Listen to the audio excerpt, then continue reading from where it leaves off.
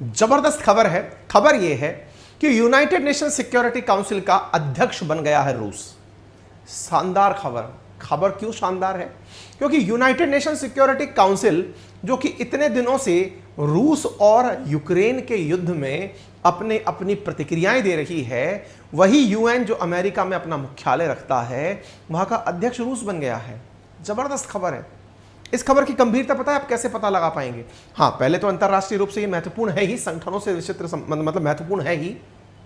इसका महत्व आप इससे लगाइए कि दुनिया भर में शांति के लिए संस्था समझी जाती है UNSC, United nation security council, जिसके अंदर 5 परमानेंट मेंबर हैं। 5 परमानेंट मेंबर्स के पास वीटो पावर है। दुनिया में शांति की जिम्मेदारी उन्हीं की है। आज जहां दुनिया के 141 देश जिसके खिलाफ वोट कर चुके हैं, दैट इज रशिया, वो यूनाइटेड नेशन सिक्योरिटी काउंसिल का अध्यक्ष बन गया है 1 महीने के लिए। आप पूछेंगे किसने बना दिया? साहब, ये इनके नियम के अनुसार, यूएन का नियम है कि सिक्योरिटी काउंसिल के 5 परमानेंट और 10 नॉन परमानेंट जो मेंबर हैं, वो अल्फाबेटिकल ऑर्डर के अंदर यूएनएससी का प्रेसिडेंट बनते हैं। इंडिया थोड़े दिन पहले प्रेसिडेंट रहा था, अब रशिया की बारी है।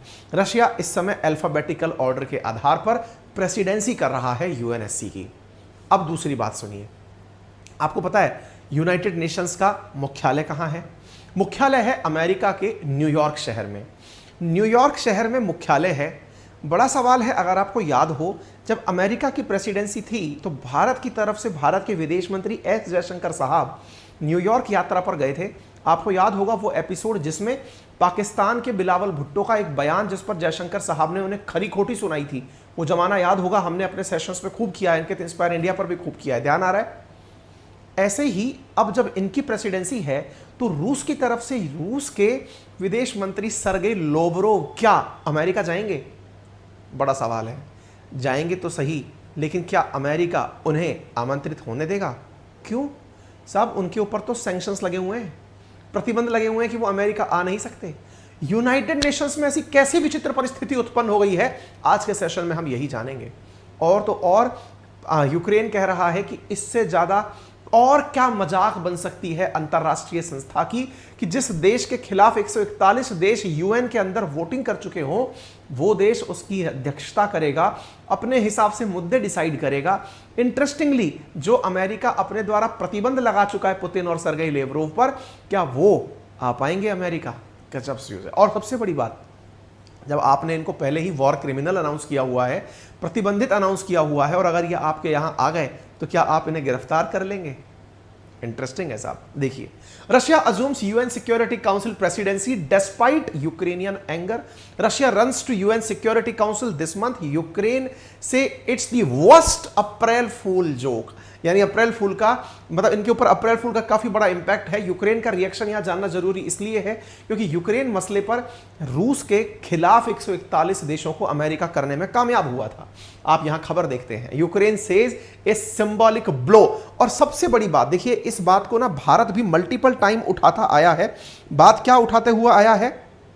भारत ने मल्टीपल टाइम इस विषय को उठाया है अंतरराष्ट्रीय मंच पर कि यूएनएससी के अंदर अब सुधार किया जाना चाहिए। तो बड़ा सवाल है, क्या यूनाइटेड नेशन सिक्योरिटी काउंसिल में ये देश रशिया को बाहर निकाल सकते हैं? और बड़ी बात, क्या यूनाइटेड नेशन सिक्योरिटी काउंसिल से रूस को निकाल कर भारत को एंट्री दी जा सकती है? बहुत सारे सवाल। क्या यूनाइटेड नेशंस के अंदर सुधार संभव है? यूनाइटेड नेशन सिक्योरिटी काउंसिल जिसमें कि वीटो पावर की डिमांड इंडिया ना जाने कब से कर रहा है, क्या संभव है कि रूस को निकालकर भारत को मेंबरशिप दे दी जाए?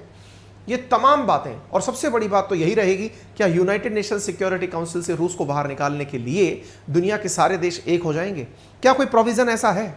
बहुत सारी चीजें हैं आज के सेशन में जानने के लिए। आइए बढ़ते हैं आगे। आपके सामने एक वीडियो प्ले हो रहा है जिसमें दिमित्री कुलेबा कौन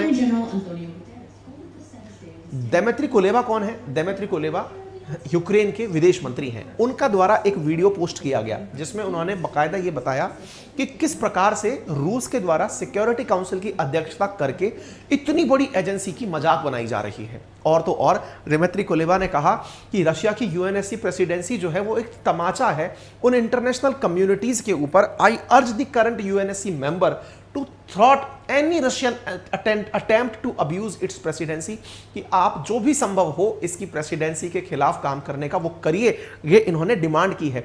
Russian UN Security Council presidency on April 1 is a bad joke, Russia hasn't absurd it's seat. भाई साहब ये गजब की न्यूज हो गई है। इस गजब न्यूज में इंटरेस्टिंग तथ्य ये है कि जब 24 फरवरी 2022 को रशिया यूक्रेन कन्फ्लिक्ट शुरू हुआ था, उस समय पर 26 फरवरी के दिन यूनाइटेड स्टेट्स ने, जहां पर न्यूयॉर्क के अंदर यूएन का मतलब हेड ऑफिस है, उस यूएस ने पुतिन पर और लेवरोव के ऊपर प्रतिबंध लाद दिए थे। प्रतिबंध लादने का मतलब यह हुआ कि ये दोनों लोग अब यूएस की यात्रा नहीं कर सकते। जिस न्यूयॉर्क के अंदर यूएन का ऑफिस है वहां नहीं जा सकते। ये खबर आप कब की देख रहे हैं? 26 फरवरी 2022 की। कौन कौन? लेवरोव और पुतिन। जबकि अब अगर प्रेसिडेंसी रशिया के पास है तो संभव है कि लेवरोव को जाना पड़े। देखना होगा दुनिया को। इन प्रतिबंधों के बावजूद क्या यूनाइटेड नेशंस अमेरिका का गुलाम बन गया है? क्या यूनाइटेड नेशंस का मुख्यालय अमेरिका में होने का मतलब यह समझा जाए कि यूएन पर केवल और केवल अमेरिका का अधिकार है? बड़ा सवाल बनता है कि अगर अमेरिका के अंदर सर्गेई लेवरोव के आने पर पाबंदी है तो क्या इस तरह से यूनाइटेड नेशंस में भी आने पर पाबंदी मानी जाएगी? तमाम प्रश्न है साथियों। और ऐसे प्रश्नों में रशिया ने कहा कि यूएस वीजा उन्हें अब तक नहीं मिला है यूनाइटेड नेशंस में जाने का। यह खबर 2 से 3 सितंबर 2022 की है। मतलब यह है कि आपको यूएन में भी जाना है तो आपको अमेरिकी वीजा लेना होगा। इससे ज्यादा आप क्या मानेंगे कि एक अंतरराष्ट्रीय संस्था अमेरिका के इतने जबरदस्त कब्जे में है? दुनिया को जो दिखाया जाता है क्या वाकई में यूएन वैसा ही है? अगर वैसा होता तो आज अमेरिका के अंदर न्यूयॉर्क में स्थित यूएन, जो कि अंतरराष्ट्रीय पीस की बात करता है, वो केवल अमेरिकी वीजा पर निर्भर ना होता। सर्गेई लेवरोव को भी अगर अपनी बातें रखनी है तो उन्हें यूएस में जाने का इजाजत मिलना चाहिए था। गजब हो रहा है साथियों।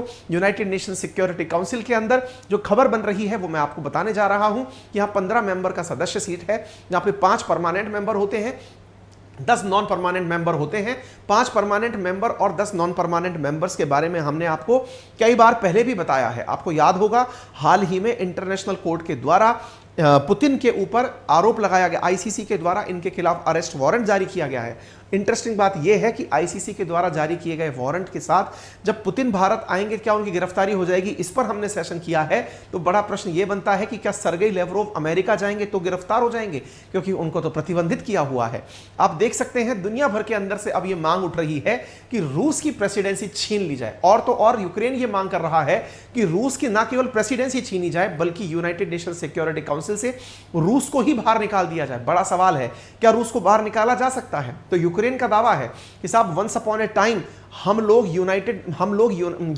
यूएसएसआर का हिस्सा हुआ करते थे, सोवियत संघ का हिस्सा हुआ करते थे। यूक्रेन और रशिया मिलकर कुल 15 देश ऐसे थे जो यूएसएसआर का हिस्सा होते थे। यूएसएसआर जो है वो असल मायने में जो सिक्योरिटी काउंसिल है उसका परमानेंट मेंबर हुआ करता था, लेकिन यूएसएसआर का विक्टर 1991 में हो गया। उसके बाद 15 देश बने, उनमें से फिर रशिया को ही क्यों प्रेसिडेंसी दी गई? ऐसा तो कोई प्रोविजन नहीं लिखा हुआ था। 15 देशों को संयुक्त रूप से प्रेसिडेंसी मिलनी चाहिए थी। यूक्रेन की यह डिमांड है। यूक्रेन का कहना है कि रशिया गलत तरीके से 1991 के बाद में प्रेसिडेंट बना, यूनाइटेड नेशन सिक्योरिटी काउंसिल का मेंबर बना है। वास्तविकता में उसे ऐसा नहीं होना चाहिए था। क्यों नहीं होना चाहिए था? क्योंकि सिक्योरिटी काउंसिल के अंदर यूएसएसआर था, ना कि रशिया। यूएसएसआर तो खुद 15 देशों में टूटा है, उन 15 में से एक यूक्रेन है। तो ऐसी स्थिति में यूक्रेन के साथ साथ चाहे बेलारूस हो, चाहे बाकी सेंट्रल एशियन कंट्रीज हो, इन सबको संयुक्त रूप से यूनाइटेड नेशन सिक्योरिटी काउंसिल का मेंबर होना चाहिए। केवल रशिया को ही मेंबरशिप क्यों दी जाए? इस ग्राउंड को आधार मानकर यूक्रेन डिमांड कर रहा है कि यूनाइटेड नेशन वालों, आप में से इस रशिया को पहले ही बाहर निकालो। आपको मैं बता दूं, यूनाइटेड नेशंस जो है वो सेकेंड वर्ल्ड वॉर के बाद स्थापित की गई वो अंतरराष्ट्रीय संस्था है जिसकी स्थापना इस उद्देश्य से की गई थी कि कल को तीसरा विश्व युद्ध ना हो जाए। आपको याद होना चाहिए सेकेंड वर्ल्ड वॉर के बाद, चूंकि फर्स्ट वर्ल्ड वॉर और सेकेंड वर्ल्ड वॉर बहुत ही कम समय में अंतराल में हो गए थे, इसलिए दुनिया वालों को यह बड़ी चिंता थी कि जो थर्ड वर्ल्ड वॉर है वो कहीं तेजी से ना हो जाए। इसलिए एक ऐसी संस्था बनाई जाए जिसमें सारी दुनिया की ताकतवर एजेंसीज एक साथ बैठे और दुनिया के सब देशों को एक मंच पर लाया जाए। इसी क्रम में यूएनएससी का गठन किया गया था। आज परिस्थितियां बड़ी विचित्र हैं। जो यहां पर 5 परमानेंट मेंबर हैं उनमें से ही एक मेंबर ऐसा है जिसके खिलाफ अन्य सारे मेंबर हो रखे हैं। हां, वो बात दूसरी है कि रशिया को कभी कभार चीन का समर्थन मिलता है, लेकिन ऐसी स्थिति में क्या औचित्य रहा उस यूएन का जिसकी जिम्मेदारी वर्ल्ड वॉर को रोकने की थी, और आज रशिया यूक्रेन कॉन्फ्लिक्ट के चलते वापस से तीसरे विश्व युद्ध की संभावनाएं उतनी ही तेजी से बनती जा रही हैं। यह सवाल निश्चित ही लोगों को असमंजस में डालता है। यानी कि एक प्रकार से इस यूनाइटेड नेशंस के अंदर यूएनएससी की जो मेंबरशिप है वो प्रेसिडेंसी के साथ साथ ना केवल रूस को बहुत बड़े संकट में डालती है बल्कि यूएन की साख के ऊपर भी क्वेश्चन मार्क खड़ा करती है। आपको मैं बता दूं, सिक्योरिटी काउंसिल में वर्तमान के अंदर जो 15 परमानेंट मेंबर हैं, 5 परमानेंट और 10 नॉन परमानेंट मेंबर हैं। उनमें से 5 परमानेंट मेंबर हैं China, France, Russia federation, United kingdom और यूएस। ये तो 5 परमानेंट मेंबर हैं। और जो 10 नॉन परमानेंट मेंबर हैं उनमें फिलहाल भारत नहीं है। भारत की नॉन परमानेंट मेंबरशिप खत्म हो चुकी है। ये आप यहां पर देख सकते हैं, अल्बानिया, ब्राजील, एक्वाडोर, गैबोन, घाना, जापान, माल्टा, मोजाम्बिक, स्विट्जरलैंड और यूएई, ये 10 नॉन परमानेंट मेंबर यहां पर शामिल है। कुल मिलाकर के 15 मेंबर यहां पर 10 नॉन परमानेंट और 5 परमानेंट मेंबर मिलकर के होते हैं, ठीक है, जिन्हें आप नॉन काउंसिल मेंबर स्टेट भी कहते हैं। यूएनएससी का काम क्या होता है? यूएनएससी का काम होता है दुनिया में शांति व्यवस्था को बनाए रखना। बनाए रखने के लिए ये क्या करती है? ये अपने द्वारा अगर आपस में ये सारे देश एक होकर निर्णय ले लें कौन से 5 परमानेंट मेंबर, तो ये किसी दुनिया के देश के ऊपर अटैक भी कर सकते हैं। आपको याद होगा जब अफगानिस्तान पर अटैक हुआ था, अमेरिकी अटैक, कब? जब आतंकवादियों के द्वारा अमेरिका में हमला किया गया था। उसकी एवज में जब अमेरिका समेत जितने भी नाटो मेंबर्स थे वो अफगानिस्तान पर जब हमला करने आए थे तो यूनाइटेड नेशन सिक्योरिटी काउंसिल ने सर्वसम्मति से उस प्रस्ताव को पारित किया था। यूनाइटेड स्टेट्स के मिशन से, जो कि यूएन के अंदर यूएस का जो मिशन है, उनसे सवाल पूछा गया, क्या सर्गेई लेवरोव को आने की इजाजत दी जाएगी? क्या इस स्थिति में अमेरिका उस मीटिंग का बायकॉट करेगा जिसको रशिया लीड करेगा? इन तब सभी सवालों के जवाब में यूएस के द्वारा केवल एक ही जवाब दिया गया कि ये एक मल्टीनेशनल संस्था है, ये एक इंटरनेशनल ऑर्गेनाइजेशन है, इसको किसी एक देश पर ही केंद्रित करने का कहीं कोई सही औचित्य नहीं है। हम केवल ये मानते हैं कि हमें जितना पता है उस आधार पर यूएन की प्रक्रिया यथावत रूप से चलती रहेंगी। ये जवाब यूएस की तरफ से जो एम्बेसडर नियुक्त हैं, मिसेस ग्रीनफील्ड, जो कि नियुक्त हैं यूएन के अंदर, उनके द्वारा दिए गए थे। ये प्रश्न पूछा गया उनके व्हाइट हाउस के स्पोक पर्सन से भी कि क्या लगता है कि रशिया की प्रेसिडेंसी किसी प्रकार से असर डालेगी, तो उनका कहना है कि अभी आने वाला समय बताएगा। हर जगह एक ही चीज। इसी बीच में एक खबर और निकल कर आती है, यूक्रेन का पड़ोसी पोलैंड, वहां के एक सरकारी वहां के एक प्रमुख न्यूज चैनल ने एक खबर प्रकाशित की और उसका कहना था कि यूक्रेन के तो अधिकांश हिस्से पर रूस का कब्जा हो चुका है। रूस के कब्जे के कारण दुनिया जो है वो इस चीज को समझे कि आप ही रूस को रोकने में नाकामयाब रहे हैं, बस आप इस बात को स्वीकार नहीं कर रहे हैं। और उसने इस प्रकार से एक खबर अभी हाल ही में मार्च के अंतिम सप्ताह के अंदर चला दी। ये अगेन एक बड़ा प्रश्न खड़ा करता है कि पोलैंड ने जिस प्रकार से पुतिन को आइसोलेट करने के लिए वेस्ट पर प्रेशर क्रिएट किया, वो दूसरा मैसेज ये भी देता है कि क्या पुतिन कामयाब हो गए हैं यूक्रेन पर कब्जा जमाने में। हालांकि ये सारी खबरें मार्केट में तो चल रही हैं, लेकिन आधिकारिक रूप से ना तो किसी दुनिया के देश ने, ना रूस ने ये घोषणा की है कि उसने यूक्रेन पर कब्जा पूरी तरह कर लिया है। ठीक है, अच्छा, अब सवाल बनता है कि यूक्रेन चाहता क्या है ऐसी स्थिति में जब रशिया के द्वारा यूएनएससी की प्रेसिडेंसी की जा रही हो। तो जवाब है, यूक्रेन ने दुनिया वालों से कहा है, क्या कहा है कि भैया आप रशिया को यूनाइटेड नेशन सिक्योरिटी काउंसिल की सीट से बाहर निकालिए। बड़ा प्रश्न बनता है, क्या वीटो पावर रूस से छीनी जा सकती है? तो देखिए, ध्यान से समझिएगा, यूएन के जितने भी बॉर्डर हैं, जितने भी मेंबर हैं, उन मेंबर्स के अंदर जितनी भी बातें होती हैं वो यूएन चार्टर के अनुरूप होती हैं। यानी कि एक तरह से समझिए, जैसे भारत संविधान से चलता है ऐसे ही यूएन चार्टर से चलता है। उस यूएन चार्टर के अंदर किसी भी प्रकार की ऐसी बात मेंशन नहीं है। मैं आपको यहां पर बता दूं कि एक दस्तावेज का जिस पर कि और दूसरी इंपॉर्टेंट बात जो है यहां पे वो क्या है कि सोवियत संघ से यूएन के अंदर मेंबरशिप रूस को दिया जाने का जो प्रस्ताव है वो भी एक लेटर पर साइन हो रखा है, उसका भी कोई आधिकारिक रूप नहीं है। मैं आपको बता दूं, यूनाइटेड नेशन की सिक्योरिटी काउंसिल के अंदर जो परमानेंट सीट है, इन परमानेंट सीट पर लोगों की नियुक्ति का जो प्रस्ताव है, असल में ये परमानेंट मेंबर्स जो हैं इनको लाने का जो प्रक्रिया है ये अब तक 2 बार बदली गई है। यूनाइटेड नेशन सिक्योरिटी काउंसिल की शुरुआत में जो आज देश बैठे हुए हैं यही सारे देश नहीं थे। होने के लिए 5 ही देश थे, लेकिन उन 5 देशों में नाम बदलाव चलता रहा। 5 देशों में रशिया, 5 देशों के अंदर अमेरिका, यूके और फ्रांस, ये तो तब से चले आ रहे हैं जब से यूएनएससी बना है। लेकिन यूएसएसआर से रशिया का आ जाना और चीन के नाम में बदलाव होना, क्योंकि People's Republic of China and Republic of China, ये नाम का बदलाव होना जो है ये देखा गया 1971 के अंदर यूएनएससी के अंदर।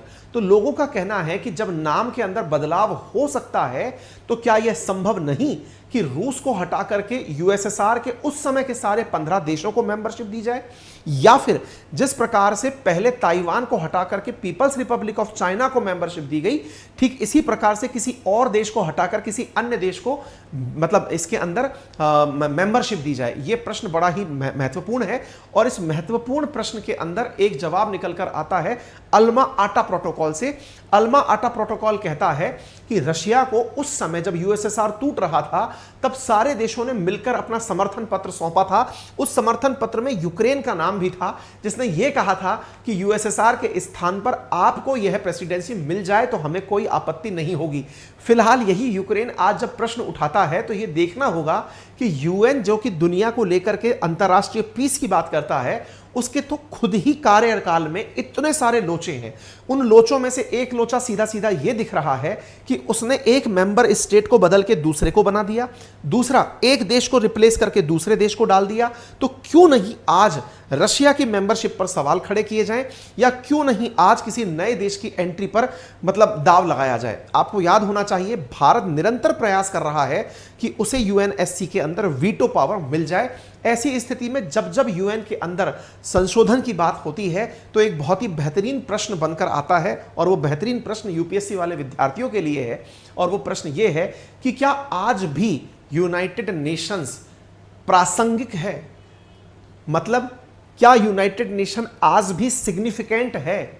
यह प्रश्न चिन्ह लगा करके जब छोड़ दिया जाता है तो इसके जवाब में आपको वो सारी बातें लिखने की आजादी है जिसकी शुरुआत आप कर सकते हैं जब से यूएन बना है तब से लेकर अब तक। केवल यह बात बोलते हुए कि यूएन की स्थापना यह सोचकर की गई थी कि सेकेंड वर्ल्ड वॉर के बाद थर्ड वर्ल्ड वॉर नहीं होगा, लेकिन रशिया यूक्रेन कॉन्फ्लिक्ट अपने आप में एक वर्ल्ड वॉर का रूप लेता जा रहा है।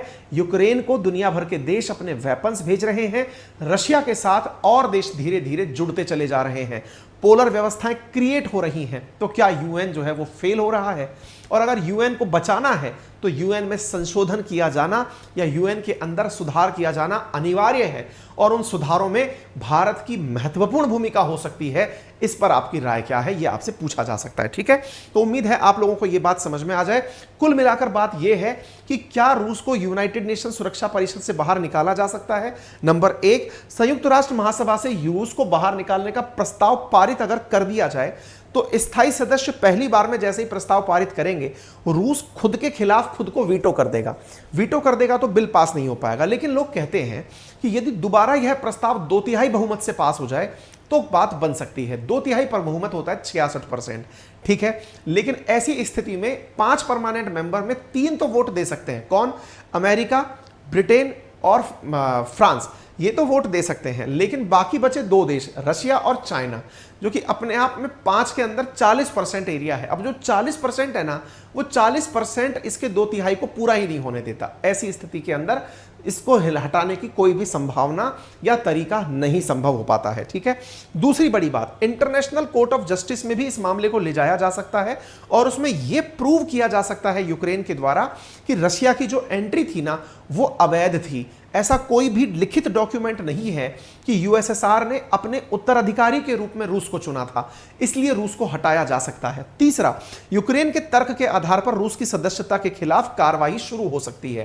कहने का मतलब कुल मिलाकर यह है कि यदि दुनिया के ये सारे देश लामबंद हो जाएं तो यकीन मानिए कि यूनाइटेड नेशंस से ही थर्ड वर्ल्ड वॉर की शुरुआत होगी। यानी कि गलती से अगर रशिया को हटाने की कोशिश करने के लिए ये लोग निकले तो संभव है कि रशिया इसको बुरी तरह से रिटेलिएट करे। तो कहने का मतलब ये है फिलहाल के लिए कि सिक्योरिटी काउंसिल से किसको निकाला जाए किसको ना निकाला जाए, ये केवल एक ख्याली पुलाव ही हो सकता है। ऐसा कोई सीधी प्रक्रिया फिलहाल नहीं है जिसके तहत किसी को हटाया जा सके। ठीक है, हाँ ये बात सही है कि यूएन के अंदर जो चार्टर बने हुए हैं वो आर्टिकल 4 के तहत है और यहां पर क्लॉज 51 है जिसके तहत यूएनएससी के किसी भी मेंबर को सेल्फ डिफेंस प्राप्त है किसी देश के ऊपर हमला करने का। क्या यहां पर आर्टिकल, ये जो क्लॉज 51 है जिसको ध्यान में रखते हुए रूस कहता है कि मैंने यूक्रेन पर हमला नहीं किया, मैं तो अपनी हिफाजत कर रहा था, मुझे पता था कि उस तरफ रशिया के खिलाफ प्लानिंग हो रही है, मैं तो इसलिए सामने वाले देश पर अटैक करने गया। इस कारण से रशिया अपने आप को यूक्रेन पर हमला करके मोरली करेक्ट सिद्ध करता है कि मैंने यूक्रेन पर इसलिए कार्रवाई की क्योंकि मेरे खिलाफ वहां पर प्लानिंग चल रही थी। ऐसा तो हर देश कह सकता है दूसरे देश के बारे में, लेकिन बस वही बात है कि यूएनएससी अब प्रासंगिकता को पूरी तरह से क्वेश्चन मार्क लगा चुकी है। ठीक है, उम्मीद है आपको यह जानकारी समझ में आई हो। मैपिंग की क्लास हमारी शुरू हो चुकी है। मैं आपको फिर से याद दिला दूं, हमारा एप्लीकेशन जिसका लिंक हमने कमेंट बॉक्स में पिन किया हुआ है अपनी पाठशाला का, यहां पर पेड क्लास सेक्शन में हमारी मैपिंग की क्लासेस हैं। मैपिंग की क्लासेस के साथ साथ ही उसी बैच में ही आपको भविष्य में आने वाली इंडियन ज्योग्राफी उसी प्राइस में आपको पे कितना करना है, 1999। 1999 में क्या मिलेगा, तो 1999 में आपको मैपिंग तो मिल ही जाएगी, वर्ल्ड मैपिंग जो शुरू हो चुकी है। इसके बाद इसी में ही इंडियन ज्योग्राफी, इसी में ही इंडियन मैपिंग, इसी में ही Indian polity, history, geography, history, economy, ये सारी सब्जेक्ट एक ही सब्सक्रिप्शन में मिल जाएंगे। बैच यहां से शुरू हुआ है। सवाल बना हमारा वर्ल्ड ज्योग्राफी जो छूट गया वो कब मिलेगा, तो जैसे ही ज्योग्राफी खत्म होगा, मई 15 तक खत्म हो जाएगा या 20 तक खत्म हो जाएगा, आपको वर्ल्ड ज्योग्राफी भी मिल जाएगा। ठीक है, तो ये अपनी पाठशाला एप्लीकेशन पर है, आप इसे डाउनलोड कर लें और एप्लीकेशन के ऊपर 3 तारीख से बैच शुरू हुआ है, आप इसे इंस्टॉल करें। अपनी पाठशाला एप्लीकेशन ऑलरेडी हमारे साथियों ने 1 लाख से ज़्यादा लोगों ने इसे डाउनलोड कर लिया है। विद्यार्थी जो पढ़ रहे हैं उनके द्वारा बेहतरीन रेटिंग दी जा रही है। यदि आप भी हमारे पेड कोर्स के विद्यार्थी हैं तो आप गूगल प्ले स्टोर पर जाकर के हमारे इस एप्लीकेशन को रिव्यू करें और बताएं कि आपको किस तरह का कंटेंट यहां दिया जा रहा है। बेहतरीन करने का निरंतर प्रयास है। निरंतर प्रयासों में आपके फीडबैक कॉल भी हमारे द्वारा किए जा रहे हैं। हमारी टीम आपको कॉल करके भी पूछ रही है और भविष्य में हम आपके डाउट सेशंस के लिए भी टीचर अपॉइंट करने जा रहे हैं, और तो और आप लोगों के लिए डाउट पर कॉल सेंटर पर भी टीचर्स अवेलेबल हो, यह भी सुनिश्चित किया जा रहा है। 1999 के अंदर कोर्सेज उपलब्ध हैं। डेडिकेटेड जनरल अवेयरनेस कोर्स जो है वो आपके लिए तैयार किया जा रहा है मात्र 1999 के अंदर। ज्योग्राफी, पॉलिटी, इकोनॉमी, हिस्ट्री की क्लासेस हैं। वर्ल्ड ज्योग्राफी हमने मार्च में कवर करा दिया था, ये जैसे ही ज्योग्राफी खत्म होगी तुरंत ये भी आपको मिल जाएगी। तो जो बच्चे आज नए ऐड होंगे उन्हें पुरानी क्लास तो नहीं दिख रही है, लेकिन जब उनका ये कंप्लीट होगा तब उनको वर्ल्ड ज्योग्राफी फिर से उपलब्ध हो जाएगी। ठीक है ना, तो ये सारे कोर्सेज हैं, बिना किसी परेशानी के आप इन्हें ले सकते हैं। टेलीग्राम पर हमारा चैनल अंकित अवस्थी सर के नाम से है। ये सारे फोन नंबर्स हमारे एक्टिव हैं जिन पर आप कॉल करके हमारे कॉल सेंटर से किसी भी प्रकार की जानकारी प्राप्त कर सकते हैं। इसके साथ साथ बस फ़ोन नंबर हमने आपको शो कर रखे हैं। फिलहाल के लिए इतना ही। अपना ख्याल रखें, बड़ों का सम्मान करें, छोटों को प्यार दें, अपना व्यक्तित्व इस प्रकार से विकसित करें कि महिलाएं आपके साथ सुरक्षित और सम्मानित महसूस करें। धन्यवाद।